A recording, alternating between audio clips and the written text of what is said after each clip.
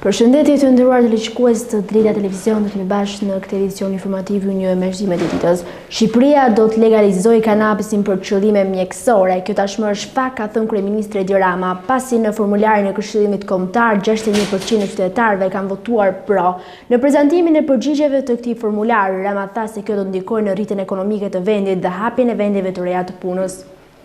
Mbi 560.000 qytetarë janë përgjigjur Këshillit Kombëtar të Sigurimit, një iniciativë marrë nga kryeministri Edi Rama pak muaj më parë me qëllim marrjen e opinionit të qytetarëve për disa vendimarrje që ai cilëson të rëndësishme. Në fund të pyetësorit, kryeministri tha se pjesëmarrja ka qenë shumë pozitive dhe se qeveria do të reflektojë pozitivisht lidhur me to. Kështu do të ndodhë edhe me kultivimin e kanabisit industrial për qëllime mjekësore, gjë që mbështetet nga 61% e qytetarëve që u përgjigjen. Do të legalizojmë absolutisht kanabisin për përdorim mjekësor dhe do të hapim një front të ri pune dhe rritje ekonomike, përveç se edhe rritje në aspektin teknologjik.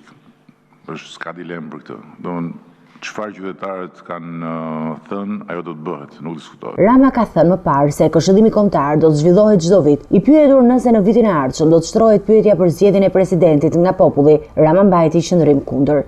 Unë jam kundër, personalisht, që në një republikë si e jona, presidenti zgjedhet nga populli, sepse nuk është në natyrën e republikës tonë. Nëse do t'i jepnin presidentit më shumë fuqi, atëherë patjetër që jo vetëm do të ishte e mundur, por do të ishte edhe gjë e dur për të bërë. Unë personalisht thash, jam kundër për të parën, po jam i hapur për të dytën. Kryeministri tha se në përgjigjet pozitive të përfituara nga legalizimi të ardhurave nga emigrantët i hapet rruga dhe amnistisë fiskale, pavarësisht oponencës nga partnerët ndërkombëtar, ndërkohë që nënvizoi se taksat nuk ndryshojnë me referendume. Politika fiskale nuk bëhet me referendume. S'ka ndodhur kurrë dhe nuk ka se si të ndodhi. 59% e qytetarëve pjesë e Këshillimit mendojnë se Shqipëria duhet të jetë pjesë e Ballkanit të hapur, përkundër 26% që mendojnë kundër. Rama nënvizon që nisma është në interes të Shqipërisë. Ballkani i hapur nuk mbron interesat e Serbisë, mbron interesat tona. Dhe natyrisht Serbia mbron interesat e veta dhe gjithkush tjetër mbron të tijat, nuk diskutohet. Dhe Ballkani i hapur është një nisëm interesash konverguese, jo diverguese. Dhe çdo konvergjencë që ne realizojmë në marrëdhëniet e fqinjësisë i shërben paqes, i shërben sigurisë, i shërben zhvillimit ekonomik dhe social.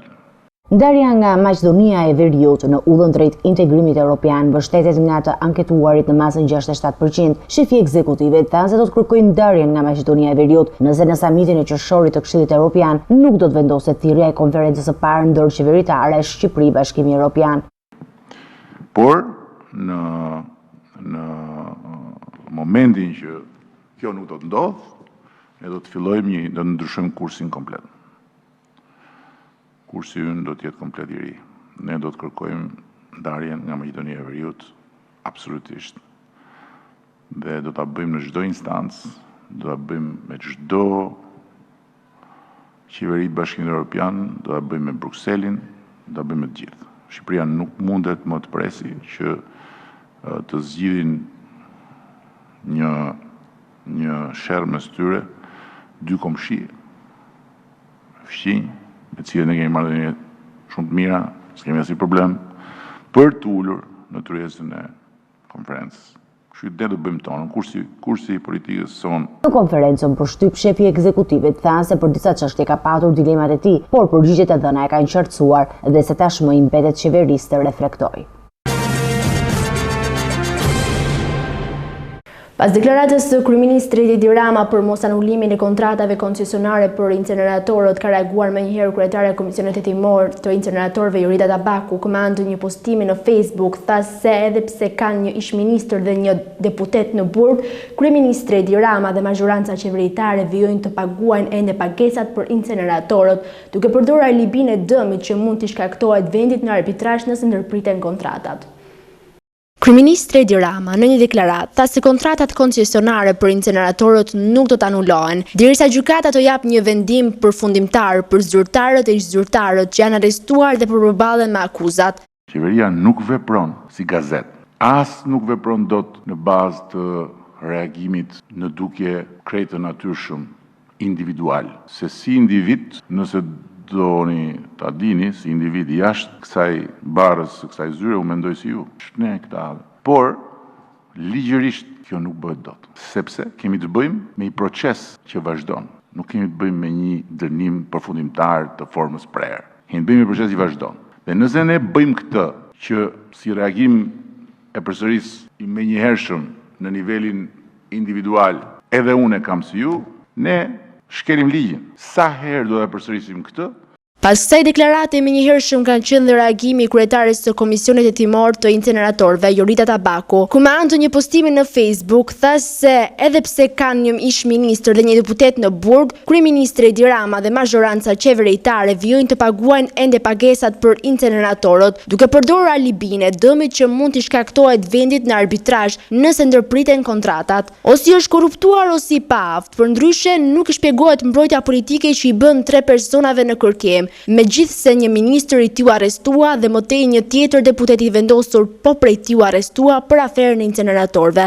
Ndonse Komisioni Hetimor provoi në sy të shqiptarëve lidhjet okulte të anëtarëve të qeverisë dhe gjithashtu procedurat korruptive që kanë ndjekur grupi strukturuar kriminal në lidhje me inceneratorët në Elbasan, Fier dhe Tiranë, Rama thotë se do t'i vazhdojë pagesat. Me gjithë këto prova të qarta në dritën për diell, kryeministri vazhdon të sillet si paditur duke përdorur alibi qesharake për paguar ende me taksat e shqiptarëve vjedhjen e shekullit prej 430 milion eurove. Ai vazhdon të refuzojë ndërprerjen e pagesave, megjithse asnjë gjykatë në botë nuk do të ndëshkonte vendin ton në një rast si inceneratorët, por ai arbitrazhin e përdor sot si alibi për të friksuar qytetarët dhe për të vazhduar pagesat në kurrizë të tyre. Një qeveri që mendon për njerëzit në këtë kohë krize, për më tepër, duhet i kishte ndërprerur të gjitha pagesat për një kontratë korruptive. Vetëm një qeveri e paaft apo një qeveri e korruptuar këmbgul në alibi të tilla, si kjo që do dëgjojmë nga Rama. Përkohë është e qartë, Komisioni Hetimor për inceneratorët e shpjegoi për çdo qytetar se vjedhja e shekullit është lidhur ngushtë me emrat e Ramës, Alibeajt, Veliajt, Gjiknurit, Agacit, Subashit, Pllakos, Kokos, Sejdinit dhe vargësve të tyre. SPAK duhet të veprojë pasi edhe këto pak alibi që kanë mbetur duhet të rrëzohen. Shqiptarët duhet të shohin qarta si fytyrën e vërtetë të qeverisë. Nga 13 dhjetori i vitit të kaluar deri më tani, janë paguar 2 milion euro për inceneratorin e Tiranës dhe Fierit, tha Tabaku.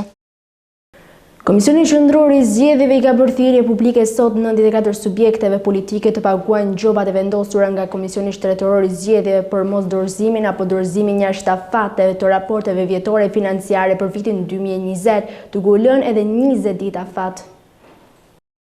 94 parti politike duhet paguajnë gjobat e vendosura nga Komisioni Shtetëror i Zgjedhjeve për mos dorëzimin apo dorëzimin jashtëafateve të raporteve vjetore financiare për vitin 2020, duke u lënë 20 ditë afat. Komisioni Qendror i Zgjedhjeve ka bërë thirrje publike sot 94 subjekteve politike që të bëjnë ekzekutimin vullnetar të sanksionit administrativ të vendosur nga Komisioni Shtetëror i Zgjedhjeve, duke sqaruar se KQZ ka ezauruar mënyrën zyrtare të njoftimit të tyre në adresat e deklaruara nga e tyre në gjykatën e Tiranës. Subjekteve politike u dërguar shkresa në dërgesën e deklaruar nga ana e tyre në momentin e regjistrimit në gjykatën e rrethit gjyqësor Tiranë. Sa kaq Posta Shqiptare ka konfirmuar mosmarrjen e këtij njoftimi nga këto parti politike për shkak të mangësive të adresave të deklaruara nga partitë. Komisioni Qendror i Zgjedhjeve, bazuar në nenin 162 të ligjit numër 44 fraksion 2015, Kodi i procedurave administrative, ka vendosur të bëjë njoftimin e subjekteve politike nëpërmjet afishimit publik për shkak të pamundësisë së gjetjes së një adrese të saktë për të bërë njoftimin e tij.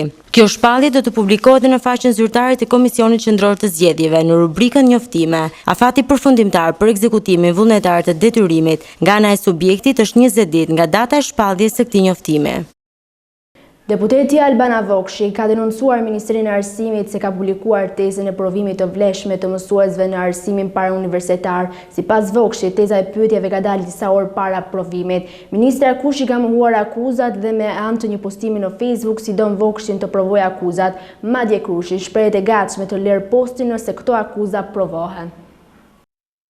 Vokshi ka postuar një mesazh të cilën sipas saj ja ka dërguar dhe mësuesve dhe akuzon Ministrinë e Arsimit se ka publikuar pyetje. Skandal. Mësuesi Ana Elbasan denuncon skandalin me provimin e vlerësuesve të arsimit parauniversitar, që do të zhvillohet sot në orën 14 në Tiranë, në Shkodrën, Sabaudin Gabrani. Dalin pyetjet me porosi të ministres Evis Kushi që të certifikohen të njohurit e ministres dhe militantët e partisë. Ky është vetë reformim në arsim për të cilën foli kryeministri Rama dje në Asamblenë e Partisë Socialiste. Ministri Kushi ka mohuar në fakt akuzat dhe me anë të një postimi në Facebook sfidon Vokshin të provojë akuzat. Madje Kushi shpreh e gatshme të lër postin nëse këto akuza provohen. Sfidoi deputeten Albana Vokshi që të provojë akuzat e saj në lidhje me ndërhyrjen time apo të stafit tim në procesin e testimit dhe vlerësimit të mësuesve. Unë që sot largohem nga detyra nëse ajo i provon akuzat, por në të kundërt, deputetja do të mbajë përgjegjësi morale dhe ligjore për shpifje që sot do të depozitoj pa di në gjykat. Qytetarët nuk mund të elmojnë çdo ditë me shpifje. Është turp dhe e pafalshme që për qëllime politike të shpërdoret besimi i qytetarëve nga karrike e deputetit, duke sajuar akuza që cënojnë besueshmërinë dhe nxitin pasigurinë të mësuesve dhe nxënësve për proceset vlerësuese për sistemin arsimor. Të dashur mësues, ne do të vazhdojmë çdo ditë të punojmë së bashku për të përmirësuar më tej sistemin tonë arsimor, duke mos dekurajuar nga asnjë sulm politik. Të dashur nxënës, ne bëjmë çdo ditë më shumë përpjekje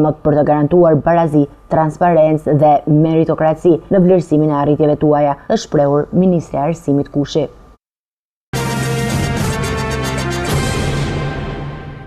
Kryesekretarja e Gjykatës së Lezhës Klaudia Marku është gjetur disa orë pasi familjarët denoncuan në polici se kishin humbur kontaktet me të. Denoncimin e bëri bashkëshorti, i cili tha se Marku ishte larguar nga banesa që prej mbrëmjes së djeshme, ndërsa policia e gjeti atë në qytetin e Lezhës. 34 vjeçaria po merret në pyetje në polici, ndërsa është ende pa qartë sepse ishte larguar nga banesa. Paraprakisht, dyshimet janë se Marku largua për probleme familjare. Kryesekretarja e Gjykatës së Lezhës Klaudia Marku është zhdukur dhe është gjetur brenda pak orëve. Denoncimin e ambientit të komisariatit u shkrye nga bashkëshorti i saj oficer tek Drejtoria e Kufirit dhe Migracionit Oltion Marku. Nëna e 2 fëmijëve është larguar nga banesa ditën e djeshme që nga ajo kohë nuk ka pasur kontakte me asnjë të afërm. Dyshohet se gruaja jetë larguar nga banesa për shkak të konflikteve në familje, mirë po nuk përjashtohen as pisa të tjera. Nga ana e prokurorisë rrethit gjyqësor Lezhë është regjistruar procedimi penal për këtë rast dhe në drejtimin e prokurorisë u kryen veprimet që u bën të mundur gjetjen e kryesekretares. Ajo është shoqëruar në polici dhe po merret në pyetje. Marku punonte prej vitesh në gjykatën e Lezhës, ndërsa së fundmi kishte fituar një vend pune si OPG në prokurorinë e Lezhës dhe brenda pak ditësh pritet të transferohej. Një sherr mes disa personave jashtë një klubi nate në afërsi të rreth rrotullimit të Saukut ka përfunduar me përdorimin e armëve të zjarrit në orët e para të mëngjesit të sotëm. I plagosuri ndodh në spitalin e traumës në kryeqytet, ku pritet të japë versionin e tij mbi atë që ka ndodhur. 39 vjeçari ka marrë një plag në këmbë, ndërsa raportohet se gjendja e tij është stabil dhe jashtë rrezikut për jetën.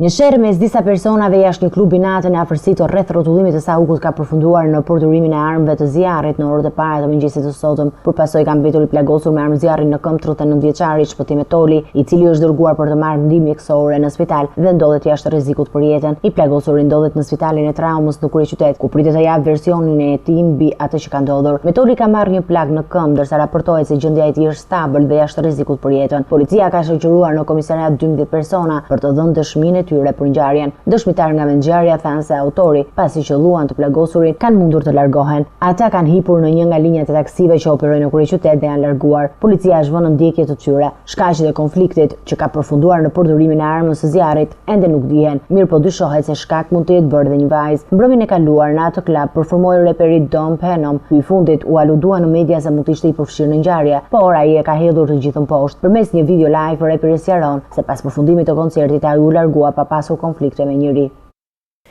Një 29 vjeçar i shpallur në kërkim për prodhimin dhe shitjen e lëndëve narkotike është arrestuar nga policia e Sarandës. Blut në bazë të informacioneve të marra në rrugë operative për vendodhjen e një shtetasit të shpallur në kërkim, finalizuan operacionin Volodër, në kuadër të të cilit arrestuar Klodian Omer, 29 vjeç, banues në lagjen 6 Sarandë.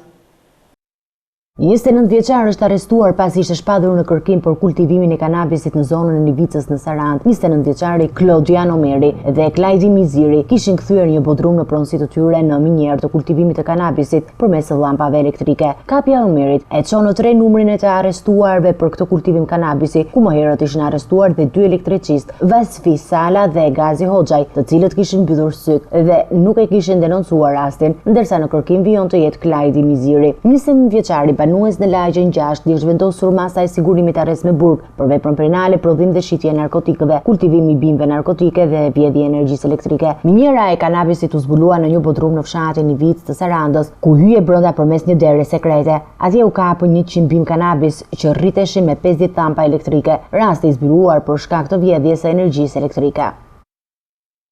Italianët, shqiptarët dhe polakët kanë përfunduar në burg në Torino të Italisë. 11 persona dyshohet se janë pjesë e grupit të trafikut ndërkombëtar të drogës në Ballkan, grupit të rgjysdashit. Karabinierët sekuestruan në territorin italian mbi 80 kg kokainë dhe më shumë se 7 kg marijuanë me një vlerë totale prej 4.5 milionë euro, duke arrestuar 8 korrier që rrudhtonin me makina të prodhuara posaçërisht në flagrancë modifikuar në Sloveni.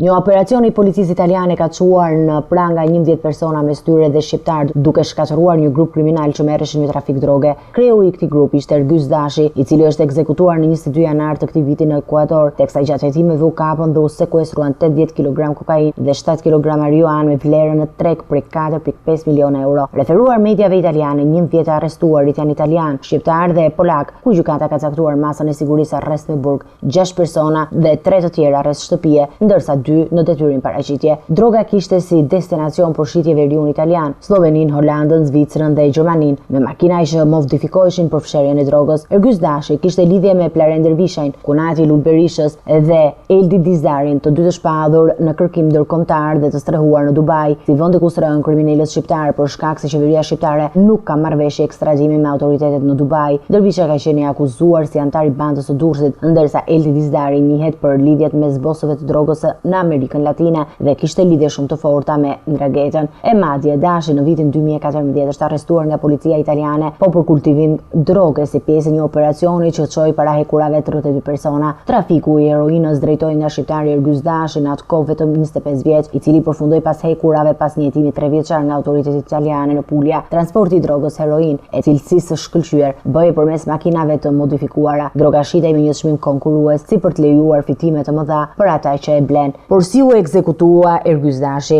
Ekzekutimi ka ndodhur në 22 janar në orën 19, ku një nga autorët ka hyrë brenda lokalit me synim për të ekzekutuar Ergjys Dashin, ndërsa tjetri e priste jashtë me motor për ta larguar. Autori mbante një buqet me lule në duar për të ruajtur nga kamerat e sigurisë së barit dhe teksa i është afruar me vrap tavolinës ku ndodhi Dashi, ka nxjerrë armën dhe ka qelluar për vdekje dursakun. Ndërkohë, miku në tavolinë me Dashin ka tentuar të qellojë autorin me karrike, por zbrapsur pasi autori vionte të qellonte me armë dhe teksa largohej me vrap jashtë lokalit. Në momentin e ekzekutimit ka pasur dhe klientë të tjerë në lokal, të cilët kanë mbetur të merruar nga breshëria e armës. Në vetngjarje, ekspertët e kriminalistikës kanë grumbulluar mbi 20 gëzhoja. Sipas mediave në Ekuador, dyshohet se Dashi është i përfshirë në trafikun e kokainës dhe se prishja e pazarëve të drogës të jetë shkak i ekzekutimit të tij nga bandat rivale. Policia ka arrestuar Qemal Ferhatin dhe u shpall në kërkim djalit i tij Ardit Ferhati, sepse në trullën pas banesës së tyre janë konstatuar 10 sera në të cilat ishin kultivuar 925 fidan të dyshuar narkotik kanabis sativa. Gjithashtu është arrestuar shtetasi Klisman Lika, i cili është kapur në flagrant duke punuar në ambientet e serës.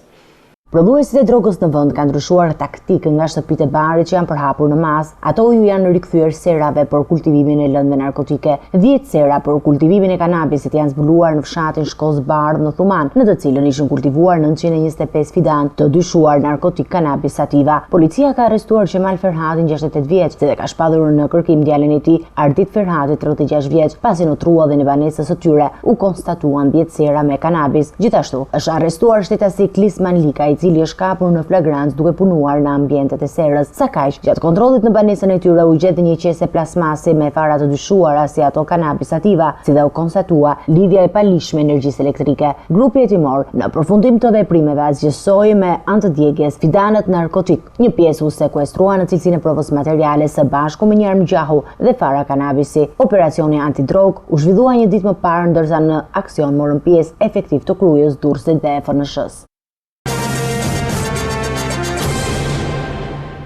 Vion të mbetet e qëndrueshme situata epidemiologjike në Kosovë. Ministria e Shëndetësisë, sipas të dhënave nga Instituti Kombëtar i Shëndetësisë Publike të Kosovës, informon se nga 812 testime të kryera, 27 qytetarë kanë rezultuar pozitiv me virusin COVID-19. Fatmirësisht, gjatë 24 orëve të fundit nuk është shënuar asnjë rast i vdekjes. Janë shëruar 15 qytetarë, ndërsa numri i përgjithshëm i të shëruarve është 223.968. Në total, numri i rasteve aktive është 550. Në 24 orët e fundit janë dhënë 151 doza të vaksinës kundër COVID-19. Prej fillimit të vaksinimit në të gjitha qytetet e Kosovës janë dhënë 1.823.272 doza të vaksinës. Deri më sot, 820.906 qytetarë janë të vaksinuar me dozën e dytë, ndërsa 100.437 doza përforcuese dhe doza të treta të vaksinës kundër COVID-19 janë dhënë deri më tani. Të nderuar televizionistë të Drita Televizion, ky është gjithçka e përgatitur në këtë edicion informativ. Bashkë dakon edicione të tjera. Deri atëherë, mirë takofshim.